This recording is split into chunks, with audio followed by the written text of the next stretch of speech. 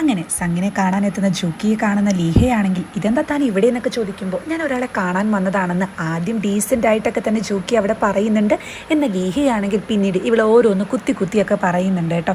അതായത് ഒരുപാട് വലിയ വലിയ പണക്കാരുടെ പിന്നാലെ നടക്കുന്നുണ്ടല്ലോ, ചാൻസ് കിട്ടാനായിരിക്കുമല്ലേ. ഡയറക്ടർ കീഴെടുത്ത് പോയി കെഞ്ചി പിടിച്ചിട്ട് കാലൊക്കെ പിടിച്ചു എന്ന് കേട്ടല്ലോ എന്നൊക്കെ ചോദിക്കുമ്പോൾ ജൂക്കിക്ക് ദേഷ്യം വരുന്നുണ്ട്. നീ അത് കണ്ടിരുന്നോ, വെറുതെ കാണാത്ത കാര്യങ്ങളൊന്നും പറയരുതെന്ന് പറയുമ്പോൾ ലീഹയ്ക്ക് ദേഷ്യം വരുന്നുണ്ട്. അവളാണെങ്കിൽ നീ ഒരു കൊലയാളിയില്ലെന്നൊക്കെ പറഞ്ഞ് വായിൽ തോന്നിയതൊക്കെ വിളിച്ചു പറയുന്നുണ്ട്. ഇത് കേൾക്കുന്ന ജൂക്കിക്ക് ദേഷ്യം വരുന്നതും ഇവളെ തള്ളി മാറ്റുന്നുണ്ട് കേട്ടോ. ലീഹ നിലത്ത് വീഴുന്ന ടൈമിൽ ചുറ്റുമുള്ളവരാണെങ്കിൽ ജൂക്കിയായിരിക്കും കുറ്റം പറയുന്നത്.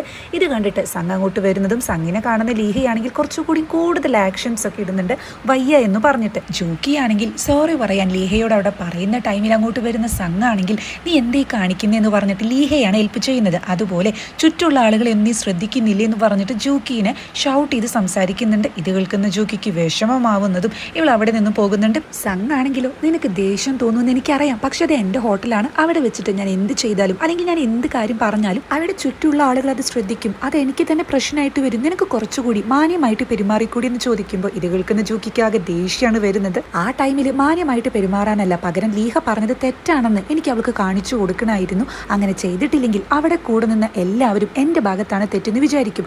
അവളിപ്പോൾ പറഞ്ഞ റൂമർ പിന്നെ സ്പ്രെഡായിട്ട് അവൾ പറയുന്നതാണ് സത്യം എന്ന് എല്ലാവരും വിശ്വസിക്കും. അങ്ങനെ തന്നെയാണ് എൻ്റെ ജീവിതത്തിൽ ഇതുവരെ സംഭവിച്ചിട്ടുള്ളത്. ഞാൻ എല്ലാം കേട്ട് മിണ്ടാതെ നിൽക്കണം എന്നാണോ നിങ്ങൾ പറയുന്നത് എന്നൊക്കെ ചോദിക്കുമ്പോൾ ഇവൻ ഉത്തരവൊന്നും ഇല്ലാതെയാകുന്നുണ്ട്. ജൂക്കിയാണെങ്കിൽ നിങ്ങൾ അന്ന് വരാമെന്ന് പറഞ്ഞിരുന്നു, ആ പ്രോമിസ് കീപ്പ് ചെയ്തിരുന്നുവെങ്കിൽ എനിക്ക് ഇതുപോലത്തെ ഒരു അവസ്ഥ വരില്ലായിരുന്നു എന്നൊക്കെ പറയുമ്പോൾ എന്താ നിനക്കിപ്പോൾ എന്നെ മീറ്റ് ചെയ്യേണ്ടായിരുന്നു എന്ന് തോന്നുന്നുണ്ടോ എന്ന് ചോദിക്കുന്ന സംഗിനോട് അന്ന് മാത്രമല്ല ഇന്നും മീറ്റ് ചെയ്യേണ്ടായിരുന്നു എന്ന് പറഞ്ഞ് ഇവൾ പോകാൻ ശ്രമിക്കുന്നുണ്ട്. അപ്പോൾ ഇവനാണെങ്കിൽ തടയുന്നുണ്ട്. അന്ന് എനിക്ക് എന്തുകൊണ്ടാണ് വരാൻ പറ്റാഞ്ഞെന്ന് എനിക്കറിയത്തില്ല, പക്ഷേ എൻ്റെ സിറ്റുവേഷൻ മനസ്സിലാക്കണം എന്നൊക്കെ പറയുന്നുണ്ടെങ്കിലും ഇതൊന്നും കേൾക്കാതെ വിഷമത്തിലാണ് ജൂക്കി അവിടെ നിന്നും പോകുന്നത്. പിന്നീട് ഇവർ രണ്ടുപേരും വിഷമിച്ചിരിക്കുന്നതും രണ്ടുപേരും ഫോൺ എടുത്ത് വിളിച്ചാലോ എന്നൊക്കെ വിചാരിക്കുന്നുണ്ട്, പക്ഷെ വിളിക്കുന്നില്ല. നെക്സ്റ്റ് ഡേ സംഘാണെങ്കിൽ ഡോക്ടറെ കാണുന്നതും ഇവനൊരു ഡ്രീം കണ്ടിരുന്നല്ലോ, അതായത് ഒരു ശവസംസ്കാര ചടങ്ങിൽ ഒരു ലേഡി ഇവന്റെ ചെവിയിൽ എന്തോ പറയുന്നത്, ആ ഒരു പിക്ചർ ഇവൻ വരച്ച് ഡോക്ടറെ കാണിച്ചു കൊടുക്കുന്നുണ്ട്. ഇതൊരു സ്വപ്നമാണോ അതോ പാസ്റ്റിൽ നടന്ന കാര്യമാണെന്നൊന്നും എനിക്ക് അറിയത്തില്ല, പക്ഷെ ഞാൻ ഇതെന്റെ മനസ്സിൽ കണ്ടു എന്ന് പറയുന്നതും ഡോക്ടറാണെങ്കിൽ എന്ത് പറ്റി ആകെ ക്ഷീണിച്ചിട്ടാണല്ലോ ഇരിക്കുന്നതെന്ന് അവിടെ ചോദിക്കുന്നുണ്ട്. അപ്പൊ സംഘാണെങ്കിൽ ഇതിപ്പോ ഒരാഴ്ചയിൽ കൂടുതലായി ഞാൻ ഇന്നും രാവിലെ ജൂക്കിയെ പറ്റിയിട്ടുള്ള കാര്യങ്ങൾ ഓർത്തെടുക്കാറുണ്ട് എന്നൊക്കെ ഡോക്ടറോട് പറയുന്നതും ആ ടൈമിൽ ഇവനൊരു കോള് വരുന്നുണ്ട്. ഇവൻ്റെ ഒരു ഫ്രണ്ട് ആയിരിക്കും, അതായത് ഹീലിംഗ് വില്ലേജ് എന്ന പ്രൊജക്റ്റിന് വേണ്ടിയിട്ട് ഇവൻ ഫണ്ടൊക്കെ സ്വരൂപിക്കുന്നുണ്ടല്ലോ, അപ്പോൾ അതിലേക്ക് വേണ്ടിയിട്ട് ഒരാൾ പൈസ തരാമെന്ന് പറയണം, അതായത് ഒരു ഡൊണേഷനൊക്കെ പോലെ.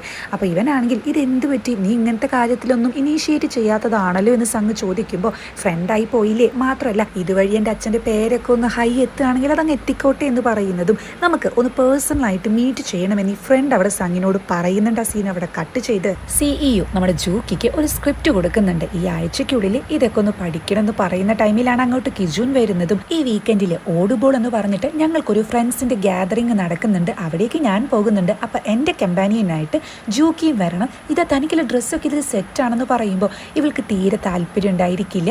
അപ്പൊ ഡയറക്ടർ ആണെങ്കിൽ ഇവന്റെ കൂടെ പോകണമെന്ന് പറയുമ്പോൾ ഇവൾ ആദ്യം ഒന്ന് സർപ്രൈസ്ഡ് ആകുന്നുണ്ട്. സാധാരണ CEO അങ്ങനെ പറയാത്തതാണ്. അപ്പോൾ ഇവളാണെങ്കിൽ ഞാൻ പോണില്ല എന്നൊക്കെ കണ്ണുകൊണ്ടൊക്കെ ആക്ഷൻ കാണിക്കുമ്പോൾ CEO പറയുന്നത് താൻ എന്തായാലും പോകണം, കാരണം ഈ ആക്ടേഴ്സ് എന്ന് പറയുമ്പോൾ മറ്റുള്ളവരുടെ ജീവിതമൊക്കെ കണ്ട് പഠിക്കേണ്ടതല്ലേ, അവിടെ എന്തായാലും നല്ല പണക്കാരായിട്ടുള്ള ആൾക്കാരായിരിക്കും വരും, അവരുടെ ഒരു സ്റ്റൈലും അതുപോലെ ഒരു നേച്ചറൊക്കെ തനിക്ക് മനസ്സിലാക്കാൻ പറ്റുമല്ലോ എന്നാണ് അവിടെ പറയുന്നത്. നെക്സ്റ്റ് സീനിൽ സംഘ് വരുന്നത് ഇതേ പാർട്ടിയിലേക്ക് തന്നെയായിരിക്കും. യാങ് ആണെങ്കിൽ അവിടുത്തെ സെക്യൂരിറ്റീസിനോട് വലിയ കാര്യത്തിൽ ഞാനും ഈ പാർട്ടിക്ക് വന്നതാന്ന് പറയുമ്പോൾ സംഘാണെങ്കിൽ താൻ വരേണ്ട ഇവിടെ നിന്നാൽ മതി എന്ന് പറഞ്ഞ് പാവം അതിനെ നിരാശപ്പെടുത്തുന്നുണ്ട്. അങ്ങനെ സംഘ് ഉള്ളിലേക്ക് വരുന്ന ടൈമിൽ അവിടെയുള്ള ഫ്രണ്ട്സൊക്കെ ആശ്ചര്യപ്പെടുന്നുണ്ട് കേട്ടോ.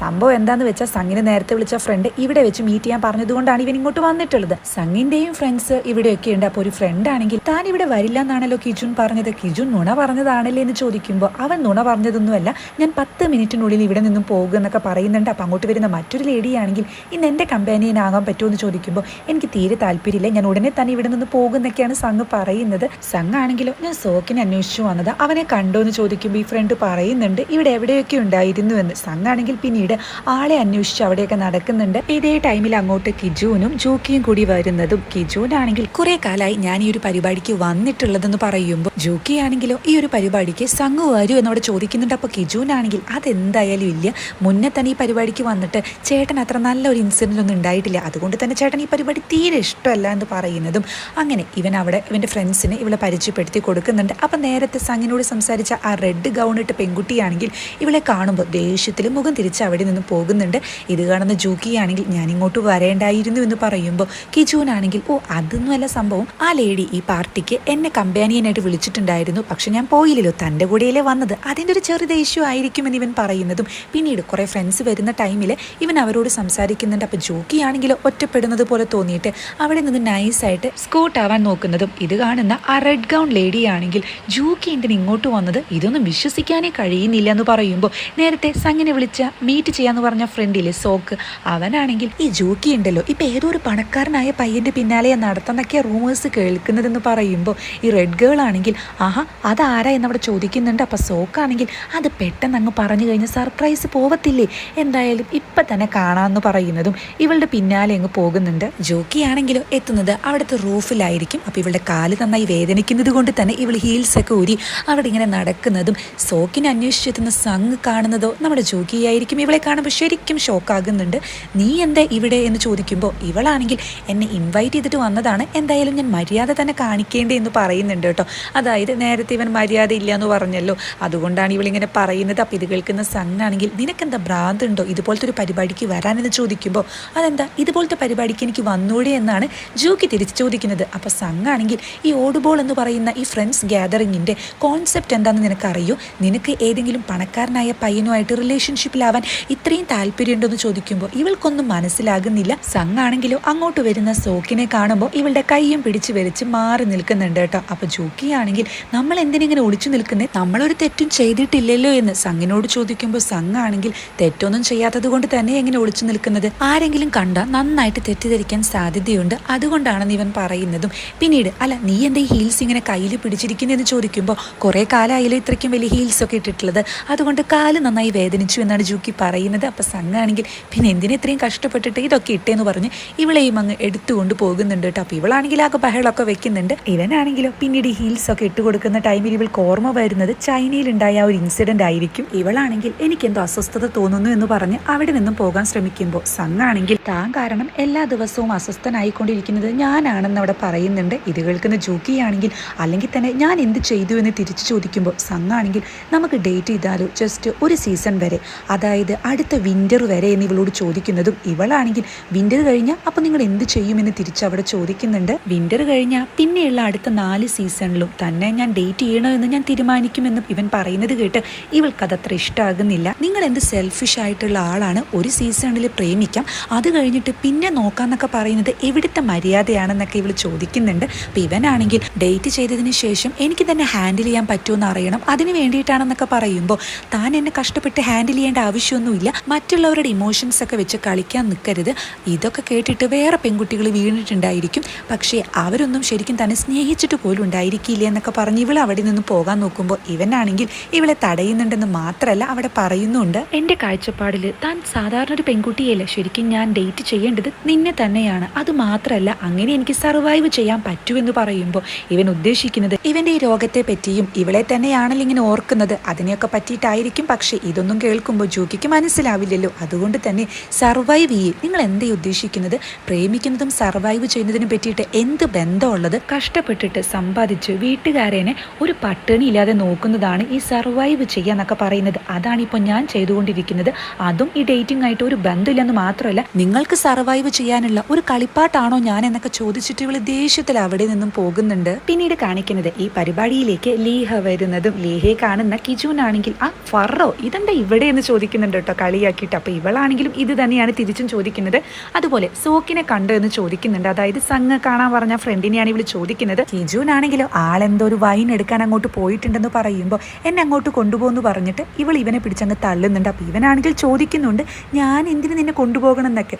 അങ്ങനെ ഇവർ വൈനൊക്കെ ഇരിക്കുന്ന ആ ഒരു പ്ലേസിലേക്ക് പോകുന്നതും ഇവൻ അവിടെ ചോദിക്കുന്നുണ്ട് നിനക്കെങ്ങനെ ഈ ഓടുബോളിലേക്ക് ഇൻവിറ്റേഷൻ കിട്ടിയത്, സോക്കായിട്ട് നിനക്കെന്താ ബന്ധമെന്ന്. ഇത് കേൾക്കുന്ന ലീഹയാണെങ്കിൽ സോക്കിൻ്റെ അപ്പാർട്ട്മെൻറ്റിനൊക്കെ പരസ്യം ചെയ്യുന്നത് ഞാനാണല്ലോ, അതുകൊണ്ടാണ് എനിക്ക് കിട്ടിയതെന്നൊക്കെ അവിടെ പറയുന്നുണ്ട്. അല്ല നീ എങ്ങനെയാ വന്നതെന്ന് ഇവൾ തിരിച്ചു ചോദിക്കുമ്പോൾ അതായത് കിജുൻ സുൻവോ ഗ്രൂപ്പത്തെ ആളാണെന്നൊന്നും ഇവൾക്ക് അറിയില്ലല്ലോ. അപ്പോൾ കിജുനാണെങ്കിൽ ഞാൻ ഈ കാറിലാണ് ഇങ്ങോട്ട് വന്നേന്ന് കളിയാക്കി പറയുന്നുണ്ട്. ഇവനാണെങ്കിൽ ഒരു വാതിലിൻ്റെ അവിടെ എത്തുന്ന ടൈമിൽ ഇതിൻ്റെ ഉള്ളിലാണെന്ന് പറയുന്നതും നിന്നെ എനിക്ക് വിശ്വസിക്കാൻ പറ്റുമെന്നൊക്കെ ഇവൾ തിരിച്ച് ചോദിക്കുന്നുണ്ട്. ഇവനാണെങ്കിൽ തിരിച്ചു പോകുന്ന ടൈമിൽ ഇവൾക്ക് ഈ ഡോർ ഓപ്പൺ ആക്കാൻ പറ്റുന്നില്ല. ഇവളാണെങ്കിൽ ഇതൊന്ന് തുറന്നേന്ന് പറയുന്നതും അതിനുശേഷം മുന്നേ നടക്കുന്നൊക്കെ പറയുന്നുണ്ട്. പറയുന്നുണ്ട്. ഇവളാണെങ്കിൽ റിക്വസ്റ്റ് ചെയ്യുന്നില്ല ചെയ്യുന്നത്, അങ്ങ് ആജ്ഞാപിക്കുകയാണ് കേട്ടോ. അപ്പോൾ ഇവനൊരു പാവമായതുകൊണ്ട് അതൊക്കെ ചെയ്തു കൊടുക്കുന്നുണ്ട്.